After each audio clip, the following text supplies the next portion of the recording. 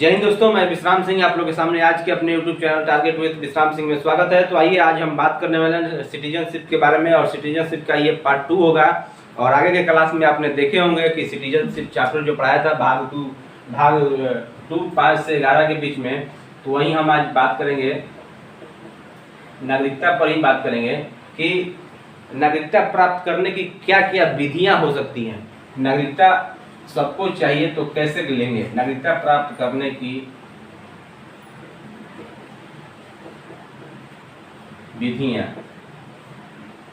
आज का टॉपिक यही है कि नागरिकता प्राप्त करने की विधियां क्या क्या है और ये कौन हम चैप्टर पढ़ना है। तो भाग 2 5 से 11 के बीच में भारत का संविधान है और इसी के बीच में हम पढ़ने वाले हैं कि नागरिकता प्राप्त करने की क्या क्या विधियां हैं। नागरिकता अधिनियम सिटीजनशिप एक्ट 1955 क्या कहता है उसके बारे में हम आज जानने की कोशिश करेंगे। और आइए, भारत में नागरिकता प्राप्त करने की कम से कम 5 विधियां हैं। 5 विधियां वो कौन कौन है वो इसी को हम चर्चा करेंगे।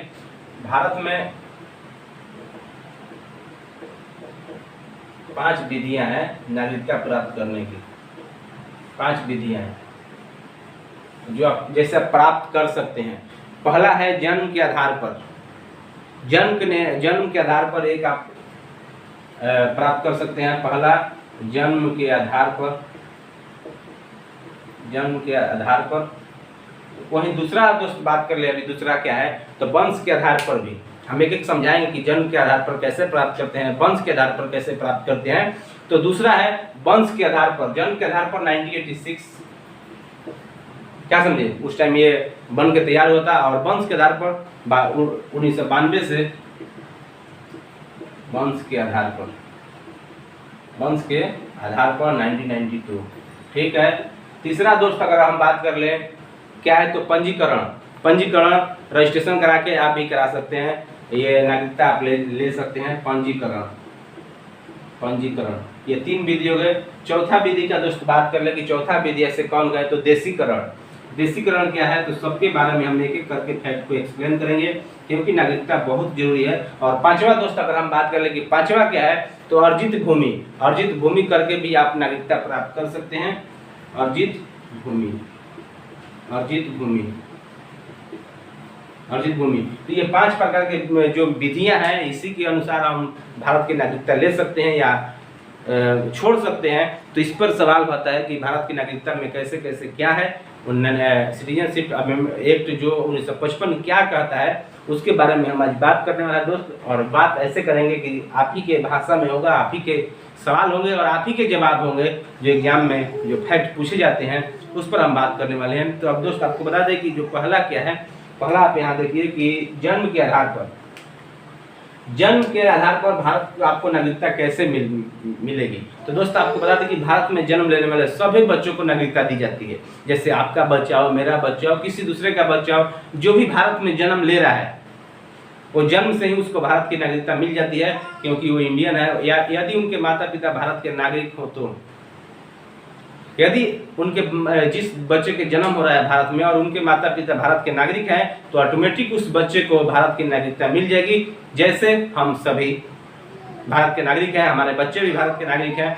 ये जन्म के आधार पर होता है कि भारत की नागरिकता कैसे मिलती है। दूसरा दोस्त अगर बात कर ले हम कि वंश के आधार पर भारत की नागरिकता कैसे है। ये देखिए वंश के आधार पर 1992 में, और इसको दोस्तों हम बता दें कि वंश के आधार पर विदेश में जन्म लेने वाले बच्चों को भी नागरिकता दी जाती है। कैसे तो दोस्त आपको हम बता दें कि विदेश में जन्म लेने वाले बच्चों को भी नागरिकता दी जाती है। कैसे, यदि उनके माता पिता या दोनों में से कोई एक भारत का नागरिक होना चाहिए। देखिए कैसे, मान लीजिए कि कोई महिला है या कोई पुरुष है, भारत का एक नागरिक है और वो रहते हैं विदेश में, लेकिन उनके जो बच्चे हैं अगर विदेश में जन्म ले रहे हैं तभी उनको भारत की नागरिकता दी जाएगी क्योंकि या तो उनकी माता भारतीय होना चाहिए या उनके पिताजी भारतीय होना चाहिए। दोनों में से एक कोई अगर भारतीय है तो उस बच्चे को भी भारत की नागरिकता मिल जाएगी, चाहे वो यहाँ जन्म ले या विदेश में जन्म ले, कहीं भी जन्म ले उसको भारत की नागरिकता जरूर मिलती है। ये चीज आप याद रखिएगा। तीसरा दोस्त बात कर रहे हैं पंजीकरण के आधार पर आपके दिमाग में आता होगा कि कैसे भारत की नागरिकता मिलती है। तो दोस्त हम आपको बता दें कि इस विधि द्वारा नागरिकता प्राप्त करने के लिए व्यक्ति को कम से कम 7 साल लगातार भारत में रहना होता है। क्या समझे? अगर ऊपर वाला 2 आप फॉलो नहीं कर रहे हैं तो पंजीकरण से आप सोच रहे हैं कि हम ले लें, तो इसके लिए भारत में कम से कम आपको लगातार कंटिन्यू 7 साल भारत में रहना होगा। इसी विधि द्वारा राष्ट्रमंडल देशों को भी नागरिकता दी जाती है। जो कॉमनवेल्थ कंट्री है ना, उसको भी इसी के द्वारा नागरिकता दी जाती है। कॉमनवेल्थ कंट्री कौन कौन है? आपको बता दें कि जो भी देश पर ब्रिटेन ने राज किया है that is called Commonwealth country. तो ये चीज आप याद रखिएगा। पंजीकरण के हिसाब से कम से कम 7 साल, कम से कम 7 साल, 7 साल तक आपको रहना होगा भारत में, तब आपको भारत की नागरिकता मिलेगी। और नेक्स्ट पॉइंट, चौथा पॉइंट दोस्त, देशीकरण। देशीकरण क्या होता है? ऐसा व्यक्ति जो भारत की किसी एक भाषा को ही जानता हो। जैसे भारत में तो बहुत सारे भाषाएं बोली जाती है, लेकिन संविधान में दोस्त बात करें तो 22 भाषाओं का उल्लेख है। क्या समझे? लेकिन देशीकरण से हम वैसे ही बोलते, जैसे नहीं होता है कि देसी मुर्गी विलायती बोल, ऐसे कुछ होता है। तो देसी मतलब वैसे व्यक्ति जो भारत के एक भाषा को ही जानता हो, भारत के प्रति सकारात्मक सोच रखता हो, भारत के विरोध न चलता हो, भारत के कोई विरोध कार्य न करता हो, भारत को आगे बढ़ाने की सोचता हो, सकारात्मक सोच रखता हो, वैज्ञानिक या कला में निपुण के साथ ही लगातार भारत में 10 साल तक रहा हो। देखिए क्या क्या कंडीशन है। भारत के प्रति अच्छा सोच रखना, भारत के एक भाषा को जानना, वैज्ञानिक या कला में एक कुछ निपुण प्राप्त करना, साथ ही लगातार भारत में 10 साल तक अगर वो भारत में रहा है तो उसको भी देशीकरण के तहत भारत की नागरिकता दी जाती है। ये चीज आप याद रखिए दोस्त, बहुत ही महत्वपूर्ण है। और नेक्स्ट पॉइंट, अर्जित भूमि। अर्जित भूमि क्या है? तो दोस्त आपको बता दें कि इसके थ्रू भी भारत की नागरिकता दी जाती है। कैसे? तो दोस्त आपको बता दें कि किसी विदेशी राज्य को भारत में मिला लेने पर वहां के जो भी लोग हैं ना, उनको नागरिकता दे दी जाएगी भारत की। क्यों? क्योंकि उसकी पूरी जमीन हमने हड़प लिया है, तो हमको तो नागरिकता देना पड़ेगा ना, चाहे बांग्लादेश का हो, चाहे पाकिस्तान का हो, चाहे कैसे। जैसे मान लीजिए पीओके भारत का था, लेकिन पाकिस्तान ने उसको हड़प लिया, तो पीओके में जो लोग रहते हैं वो पाकिस्तान की नागरिकता के साथ रहते हैं, न कि भारतीय नागरिकता के साथ। फिर हम पीओके को लाएंगे तो फिर हम भारत की नागरिकता उनको दे देंगे।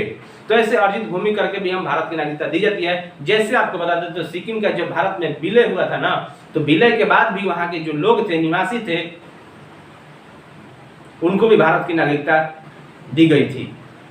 आपको अभी हाल ही में बता दें कि नागरिकता बांग्लादेश के परगना जिलों को भी नागरिकता दी गई थी। तो ऐसे ऐसे जो एग्जाम्पल है, आप याद रखिएगा कि देशीकरण क्या होता है, पंजीकरण क्या होता है, अर्जित भूमि क्या होता है, ये सब चीज आपको याद रखना है। और नेक्स्ट एक आता है एनआरआई। एनआरआई आपके दिमाग में कभी कभी होता है, मैं भी जब पढ़ता था तो मेरे भी दिमाग में होता था कि एनआरआई क्या है। एनआरआई क्या होता है? NRI, non resident India. क्या होता है? हम भी सोचते थे कि यार ये एनआरआई क्या है, non resident India. Non resident India क्या होता है, इसके बारे में हम आपको बताना चाहेंगे कि वह नागरिक जो वर्तमान में भारत में नहीं रह रहा है, कोई भी व्यक्ति है जो भारत में नहीं रह रहा है लेकिन वो भारत का नागरिक है। जैसे हम मान लो हम भारत में के नागरिक हैं, लेकिन हम रह रहे हैं सऊदी अरब में, कतर में, दोहा में, कहीं भी रह रहे हैं। क्या समझे? पढ़ाई करने के लिए गए या कमाने के लिए गए, नौकरी करने के लिए गए, 6 महीने से ज्यादा हम रह गए विदेशों में, तो वो एनआरआई कहलाएगा। और क्या?